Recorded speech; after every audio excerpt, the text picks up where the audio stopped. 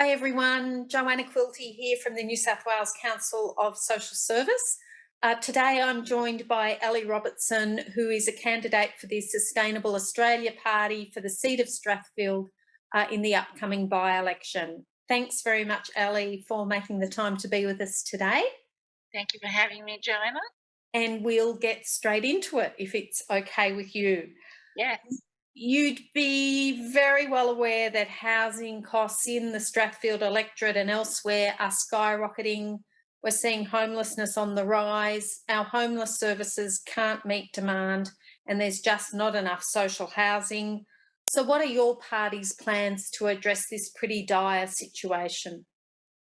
Okay, so Sustainable Australia Party, which is known as SAP for short, SAP is acutely aware that the most basic of human rights, which is having a decent home, is out of reach for a lot of people, and SAP believes that housing is a fundamental human right to have a decent home. We need to achieve greater housing affordability for home buyers and renters. And to help achieve this, Sustainable Australia Party will ensure a minimum 10% public or affordable housing um, integrated into significant residential developments through a process of inclusionary zoning. We're going to increase investment in public housing and ensure the social services sector has adequate involvement in critical planning and decision making. And I can speak from experience that having people involved in decision making processes when they're not really affected by the particular issue don't always address the issues correctly. Absolutely. You touched on the social services sector there, and I think during COVID, we've really seen it step up to support the most vulnerable in our communities and ensure that they're safe and supported. But it is stretched to capacity and it's having trouble recruiting and retaining staff because of poor pay and conditions. So, how will you champion the work of the sector, including local First Nations organisations, and ensure that it gets the resources and recognition required? Okay, so we need to better protect and support the vulnerable Australians, obviously, while prioritising fairness and lowering levels of wealth inequality. And we see that that is a situation that needs addressing urgently. So, to help achieve this, Sustainable Australia Party will provide adequate income through jobs and taxation, tax cuts, to help prevent people from living below the poverty line.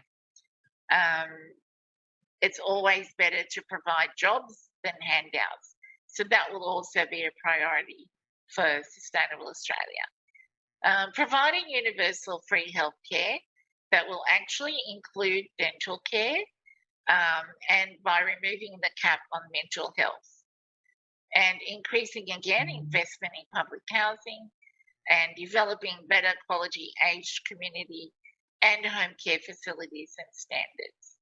Also, establish a federally funded national job guarantee program in order to ensure full employment managed through the re-established Commonwealth Employment Service, the old CES as we used to know it, some of us, and initially focused on protecting and restoring Australia's environment. Living with a significant physical disability, I myself have often fallen through the cracks under a couple of these categories. I have lived experience and I can bring that to the table when negotiating recognitions and support that is so sorely needed by our community. Thank you. Yeah, lived experience makes a world of difference. Absolutely. That's right. We go back to the issue of consulting people that are actually affected by these issues. And yeah. Fantastic. Women continue to suffer greater impacts from COVID. including increased caring responsibilities, greater job losses, and the impact from issues like rising domestic violence. So, what will you advocate for to better support women and children in the electorate, particularly where they're impacted by rising domestic violence?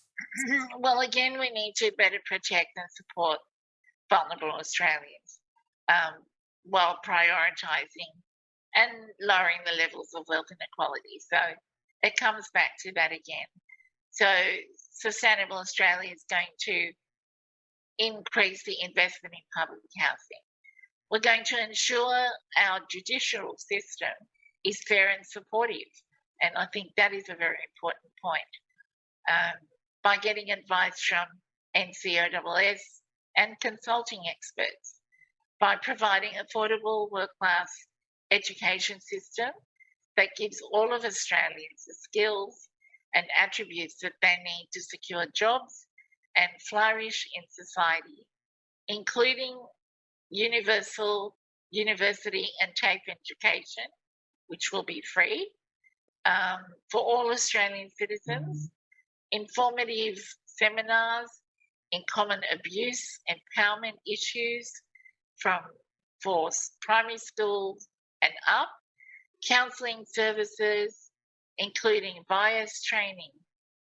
I would personally like to pursue the link between DFV and animal abuse and women that are actually experiencing domestic violence out of concern for their vulnerable pets. This isn't new and emerging. It's not new, but the awareness of this emerging issues is becoming, it's being highlighted to me as an animal lover, that there is quite a high number of women that actually put up with domestic violence simply because they've got their children, of course, but also there are pets involved. Yeah, okay. There's a surprising number of children growing up in the electorate of Strathfield who are living in poverty. And we know that this places them at greater risk of abuse, of neglect, and of poorer educational outcomes. So, what are your policies to support parents with their important task of raising their kids and promoting children's well-being? Okay, so we go back to my points previously, which sort of it covered most of that question, and that is education, seminars, whether they be online or council run, improved preventative health care, including healthy lifestyle choices, universally free voluntary family planning, and as well as exploring the significance of family risk factors in development of childhood animal cruelty in adolescent boys with conduct problems. It's sort of very similar to the previous question, but yeah, they're very interrelated. They are, yeah. and it all boils down to education and assistance in awareness as well as government funding for sure. So, on the topic of emergency responses, the research tells us that top-down emergency responses can suffer from lack of local knowledge and know-how, either too much too soon or too little support too late. What do you think are the key issues in developing disaster preparedness and emergency response systems that actually work on the ground? Well, as cliched as it sounds, the reality is that we must act on climate change and contribute to staying below the 1.5 degrees global temperature rise compared to pre-industrialised levels. We'd like to see a reinforcement of volunteer groups, including emergency responders, with paid community workers through our Job Guarantee program. Further, we'd like to improve coordination between states and territories and invest in more firefighting technology including drones and aircraft, and seek more knowledge input from our traditional owners. You've touched on the healthcare system a number of times already. We are seeing more and more disasters occurring, including the current pandemic, but also floods, bushfires, and droughts. And we know that they have greater impacts for regional areas, for already disadvantaged groups, but more generally for the physical and mental health of our community. So, when it does come to healthcare, what do you think needs to happen to ensure that our local health systems are robust enough to cope with these occurrences? Healthcare needs to be a priority, and government funding needs to increase a lot to so that we can have a robust health system. So there needs to be there needs to be a correlation of different organisations that can contribute, and we need to consult with people. Like when you're talking about health system, there's so many arms to the health system.